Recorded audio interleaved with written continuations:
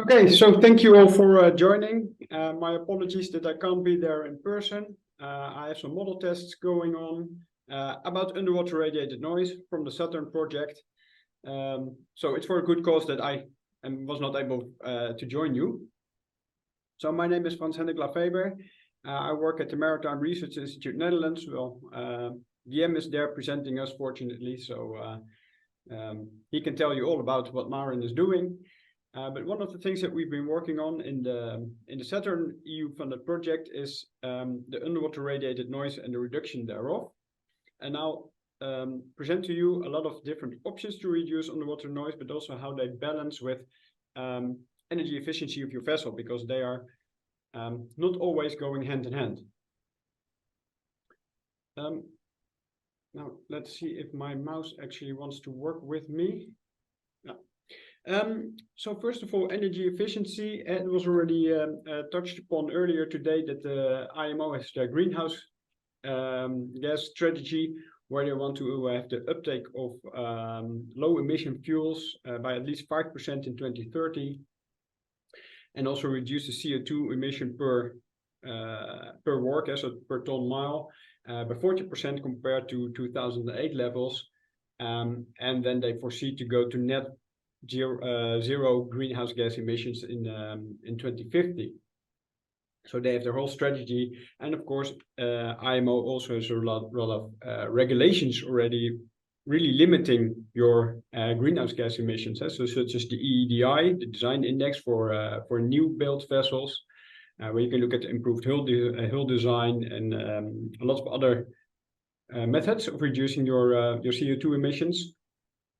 For all ships, there is the EEX side that looks at the operation, and of course we already seen some nice presentations about wind assistance. That's one option there, and also for all ships, there's the carbon intensity index, which is like a measure for how much CO2 you've emitted that year, and that should reduce year over year. So there's really regulations on this topic. Then on the other hand, we have the underwater radiated noise from vessels, and is now getting a lot of more attention in recent years because there's growing evidence that it has a detrimental effect on marine life. Many marine mammals, but also fish and invertebrates, they use sound for communication, for hunting, for prey, for navigation. So a lot of different things.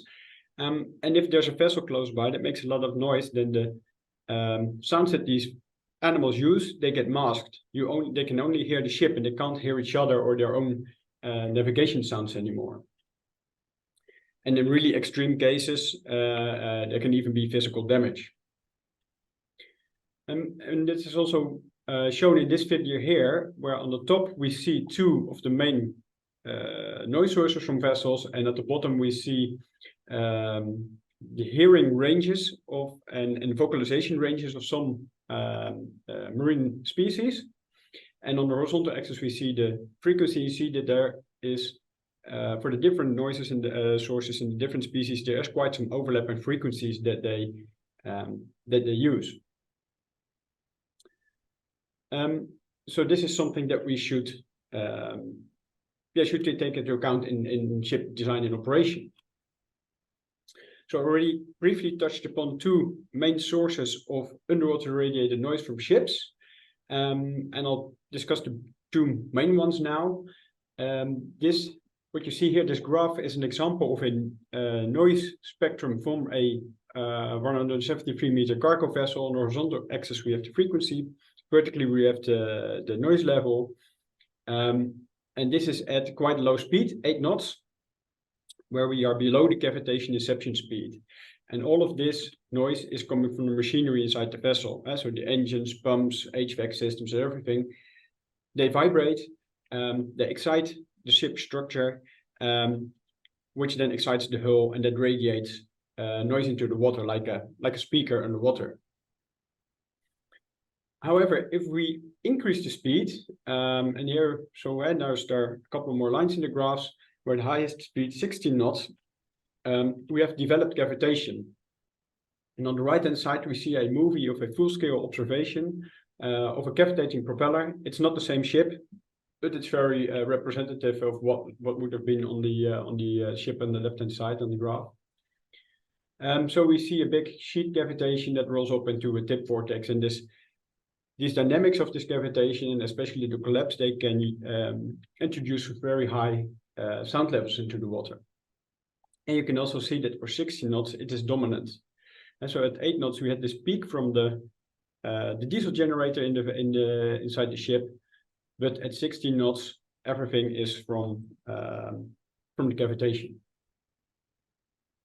There are some other noise sources from vessels, such as flow noise, but they are negligible compared to these two main sources. So underwater radiated noise is a problem. We know where it comes from, but as of now, there are no definitive regulations yet. There's no real limits yet set. The European Union has included underwater radiated noise in the Marine Strategy Framework Directive, where they say that introduction of energy into the water, including noise, should be at acceptable limits without giving a value. And the IMO has recently updated their non-mandatory guidelines, but they are working towards regulations. They are not there yet. On the other hand, there are some incentives to make people be aware of it, but also to try and incent them, give them an incentive to go to use quieter ships. For example, the ECHO program in the Port of Vancouver, where you get a reduction of the harbor fees if you have a ship that has a silent class notation from one of the class societies. And also there's the Green Marine initiative that also gives you like a label, like a green label, if you take certain measures to reduce the noise of your vessel. It's also not a noise limit, but if you do certain actions, you can get this label. And of course, the class societies, many of them have noise-related notations. A lot of them are for operability, for example, for research vessels that should be sufficiently signed to be able to do their research. But there are also now noise limits popping up just for general ships that you can adhere to. So if you go back to the greenhouse gas emissions, we see that there are actually quite a few items that can be a win-win, so that they both help to reduce noise, but can also help to reduce your greenhouse gas emissions. And I'll go into detail on some of them that are shown here, not all of them. But actually, I'm going to add one. So other than power limitation, I'll be talking about the air injection and what you can do with that. So first of all, for new build hull form optimization, it was already presented earlier today as well, where we compute the flow and the resistance of a initial hull form. We define a design space where we then automatically generate hundreds or thousands of hull form variations. We compute the flow around them, and we can plot them. And here in this graph, we see vertically the change in required power, so lower is better. And on the horizontal axis, we see like a measure of the wake field. And if it's more uniform, it's better for the propeller design. So to the left is better. So you want to be in the bottom left corner. But you'll see that there's this line, so the breather front, that we can't go beyond. We can't find any solutions that go beyond this line. So all the ships on this line are more or less like the best ships, but there's like a trade-off. Do I want to really reduce the required power as much as possible, or want to have the best wake field or something in between? But if you compare it to the original that is here at the top right, you can gain in both quantities. Now we can do something similar for the propeller, where we generate a propeller geometry. We compute the flow around the propeller, including the cavitation and the noise, and we do that for several hundreds of thousands or even tens of thousands of propellers.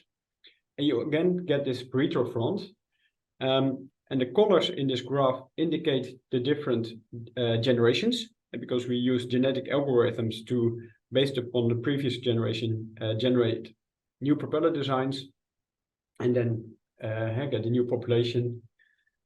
And on the horizontal axis, we have the efficiency. So in this case, to the right is better, you have a higher efficiency. And on the vertical axis, we have the noise, lower is better. And again, you see that there's a Pareto front, which are all like the best propellers. But along this front, it's a trade-off. So that means that a quiet propeller is not necessarily also an efficient propeller, and vice versa. If you're on this front, you have to choose. However, if you compare it to the reference propeller that's here on the left-hand side, from this one, I can go to the bottom right. And that means that I can gain in both efficiency and reduce the noise. So in that case, it's a win-win. And traditionally, these two steps are done sequentially. So first, the hull is optimized to minimize the resistance, and then you are given a certain wake field. That's the result of that hull form, and then we optimize the propeller in that wake field. However, it's better to do this more like holistic or integrated approach, where you optimize them both. So you optimize them simultaneously to have the optimal efficiency and low noise levels. And that is what we see here in this graph on the right-hand side, where horizontally we have the change in in power, in required power, and vertically we have the change in noise levels. And again, so the bottom left is here where you want to be. The colors indicate the different variations of the hull form. So all the orange markers, they are all the same hull form, but they are all different propellers for that hull form. So you can see that if you compare it to the original vessel, you can have pretty nice gains in both reduction of required power and thus greenhouse gas emissions, but also a reduction in of your radiated noise.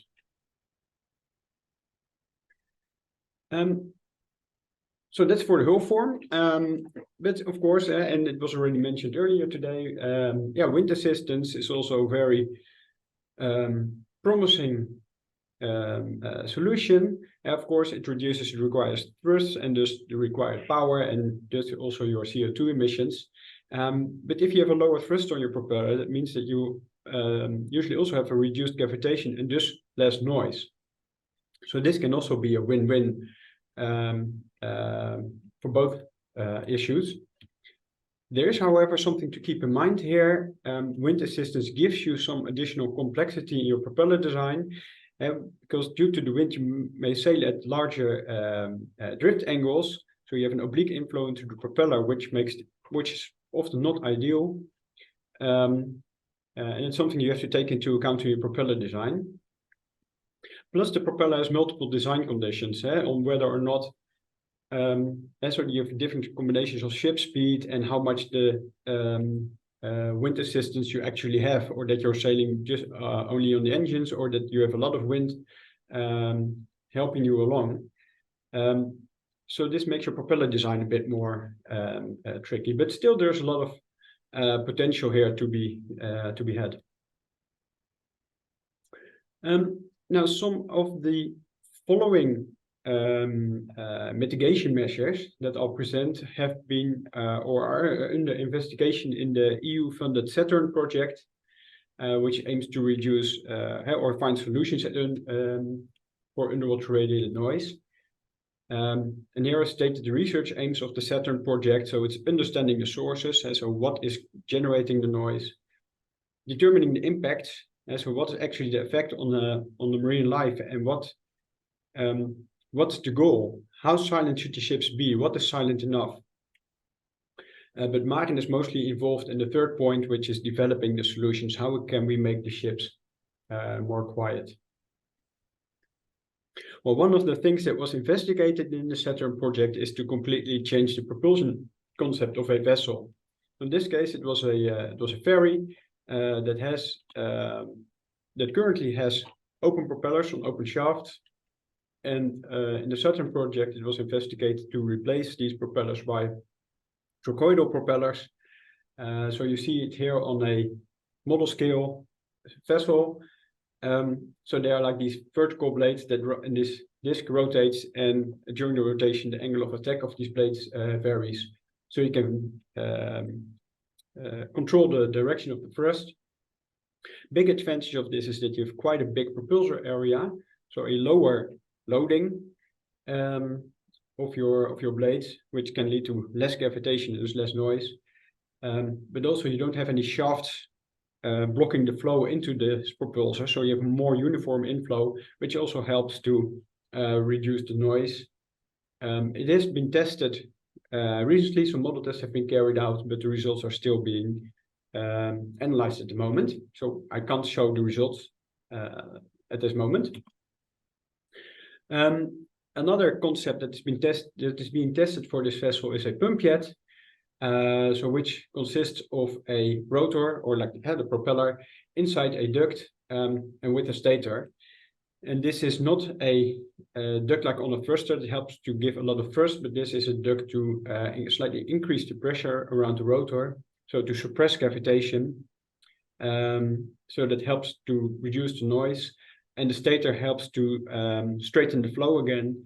And the computations of this concept have shown that you can gain 2% in efficiency. The noise reduction is not yet known. The model tests with this system will be conducted early next year. So no actual results there yet, but the project is still running. Then another method of reducing your noise that can also be a win-win is air injection. Of course, you can use air lubrication to reduce the resistance of your vessel, which of course leads to a lower required thrust, and there's also lower power, and there's lower fuel consumption and CO2 emissions. The numbers vary a little bit, but often you see 5%. In some other documents you find more like 15 or even 20%. But what I've seen so far is that it more or less converges towards 5% reduction of fuel consumption. But bubbles can also be used in what is called like a masker system.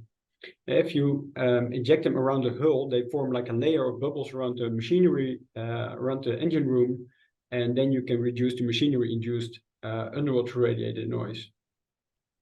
And you can also inject them into the propeller disc, where the bubbles go into the cavity. And because the air bubbles are what they call a non-condensable gas, they will not implode like the cavitation will, but they will remain there. So that means that they act like as a spring. So the collapse is not as violent because this air bubble dampens that collapse. And thus it should be less noisy. These last two systems, so this masker system and the prairie-like system, we've investigated those in the Saturn project. So here we see a ship model of a tanker, and there are these black. So we made a recess in the model, and we had like 9 porous hoses, and there was an air supply connected to them, so we pushed air through them. And you can see here in this movie on the right-hand side, it's a camera looking up in the basin towards the bottom, to the bottom of the model. Here you see the line, the line with air hoses, and you see the bubbles covering the bottom of the hull. And you can also see it's not a continuous sheet. Not the whole hull is covered, but even still, this already gives quite a big reduction of the machinery noise. Oh yeah. To mimic the machinery, we had like a shaker inside the model, so that was just shaking and exciting the metal midsection of the model, so to mimic the engine room. So we did test with and without shaker, and with and without bubble layer, and we found an insertion loss of up to 20 decibel for frequencies above 1 kilohertz. So here this is a model scale, but we have the frequency horizontally and the insertion loss vertically. You can see that here we have up to 20 decibels, a little bit depending on the flow rate.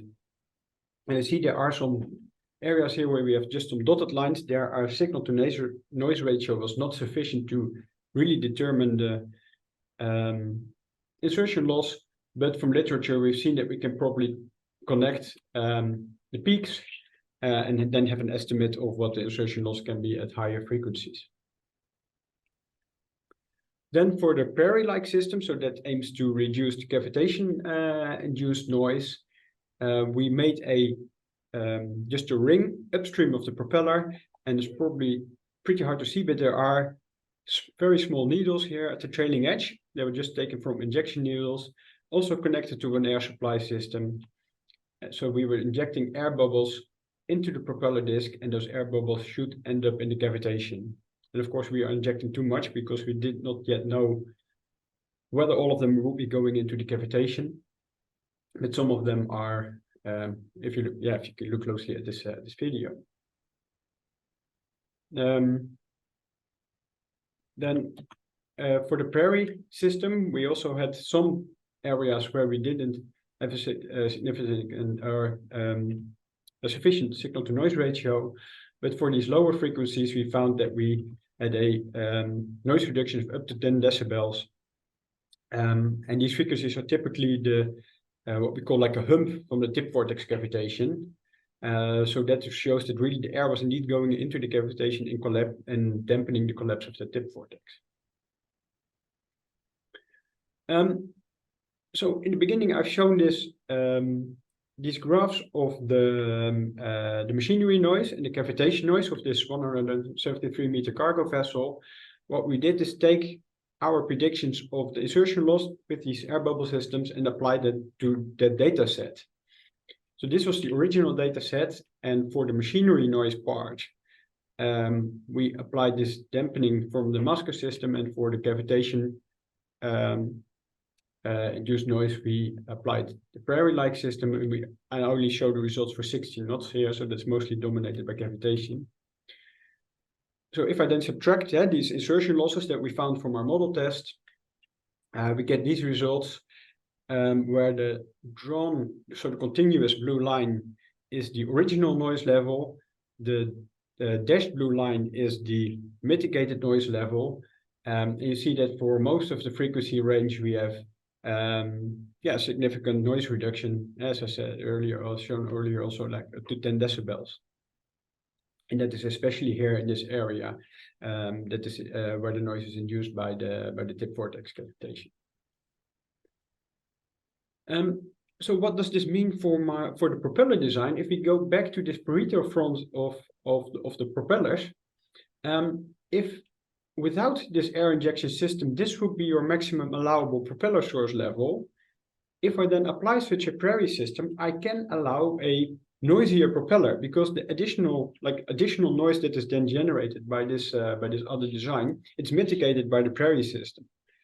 So that means that I can gain, keeping the same propeller, picking one of the other propeller designs from the Pareto front, I can already gain 1% in efficiency.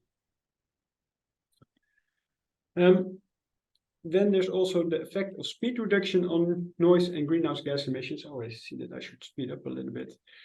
This is taken from the Jumbo-Pan's project, where they've used also data from the ECHO project. And this shows that with a 10% speed reduction, you can already gain a 3 decibel noise reduction.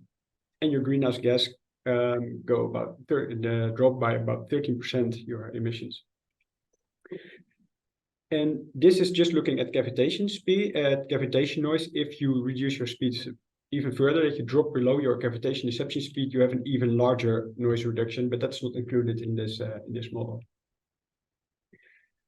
There is, however, if you reduce your speed, you can argue that, okay, I'm going slower, I'm less noisy, but I am in that area for a longer time, so I'm disturbing the animals for a longer time. Well, actually, if you look at a 25% speed reduction, so your source level drops by 6 decibel, we see here already that your vessel noise swath for a lower source level, so if due to the lower speed, it reduces a lot.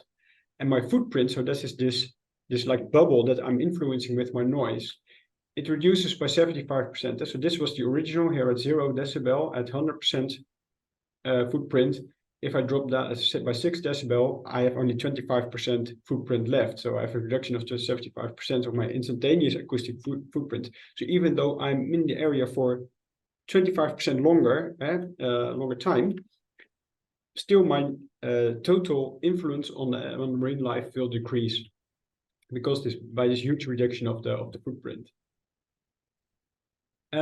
There is something to keep in mind though, if you are reducing your noise, is that with a typical use of controllable pitch propellers is that they keep shaft rotation rate constant, but they reduce pitch to reduce the thrust when slowing down. This can, however, lead to more cavitation and more noise because you get pressure side cavitation, which is often very noisy. And we see here a computed example where this is one ship, but all the lines are noise from different speeds. And if we go down in speed, so from the pink line for 20 knots, we go down to the blue line, we get this behavior. And so from the pink line at 20 knots, we drop to 16 knots, which is the most quiet condition. But then because the pitch is reduced, I get pressure side cavitation, and then the noise starts to increase again for 14 knots. So it's not just going slower that you're always quieter. It would be better in this case to first reduce the rotation rate of the propeller, and only at very low speed starts to reduce your pitch. So this puts a requirement on your combinator curve and your engine and your shaft generators, etc. But these are some things that you have to think about when slowing down. And this can also be relevant for wind-assisted vessels, especially with controllable pitch propellers. Then how slow is actually slow enough? How can I know when I'm sailing if I'm doing enough? Well, then you would need something like onboard monitoring to get a real-time estimate of your noise footprint and also get a real-time advice. So you are too noisy, you should slow down. We tested such a system, noise estimation system, on the research vessel Pelagia, the Dutch Oceanographic Institute. We had 4 pressure sensors and 4 accelerometers on the hull above the propeller, and that data was compared to off-board hydrophones. That is shown here on the left-hand side. It's a non-cavitating condition, and this peak comes from the diesel generator, so that's dominant at the low speed where we don't have cavitation yet. Then if we increase the speed to 9.7 knots in the right-hand side, you get a lot of cavitation that's picked up by the pressure sensors and accelerometers, and you get this huge peak. So you can see that with these pressure sensors and accelerometers, you get a good estimation. Okay, look, you start to cavitate, or your propeller starts to cavitate. You are being too noisy. You should reduce your speed.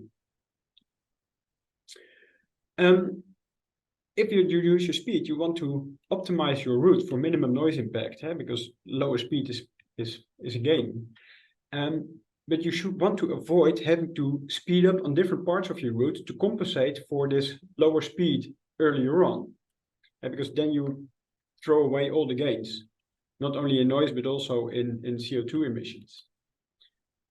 So ideally, you would aim for just-in-time arrival. And this is a figure showing different routes. The speed is not shown in this graph, but you can vary with the speed along the route as well. Where you also take into account weather, because that has a huge impact on your speed and also on your emissions. And with this route optimization, you can also make the optimal use of wind assistance, as DM also has shown in this earlier presentation. You can argue that you need more ships if you reduce your speeds, because you still want to move the same amount of cargo. Well, actually, if you optimize your harbor time in combination with just-in-time arrival, you can reduce idle time of your ships, and you don't need 10% more ships if you reduce your speed by 10%. You only need a few percent, maybe a few percent more ships. And of course, they cost more, but your fuel costs drop so much that it actually compensates. So having a few more ships that sail at a lower speed is more cost effective than having just a few ships that sail at high speeds. And that's much better for the to reduce your impact. So just to wrap up, there are several ways to mitigate both your greenhouse gas emissions and your underwater radiated noise. Some of them are already out there. They are being used in the real world. but also quite a few that are still in the research phase, but they seem to be promising. There are also some of the solutions that are win-win, so they reduce both your noise and your greenhouse gas emissions. And yeah, speed reduction is technically the easiest. You don't need to change your vessel. Of course, you can argue that if you go slower, you could also replace your propeller, but just reducing the speed 10% already has a huge impact. You don't need to change your vessel, but you do need to think about your operations. How do you still move the same amount of cargo in the same time? And of course, there are like ferries that have a obligation to meet a certain schedule that's just prescribed by local laws, for example. They're slightly different, but for the cargo vessels, you can probably gain a lot here. We also have quite some computational prediction methods for both emissions and noise. They work quite well for conventional propulsors, and they can be used to create more efficient and quieter ships. But they do need work for these unconventional propellers, such as the pump jet and the trochoidal propeller that I've shown. And I've included here my references. I'm not going to read them to you. You can see them later on. So thank you for your attentions, and please let me know if you have any questions. Okay, well, thank you very much, Frans. Unfortunately, we don't have enough time for questions, but if anyone does have questions, please feel free to send those directly to me, and we can handle those offline. Yep. Okay, thank you very much. Thank you. Have a good day.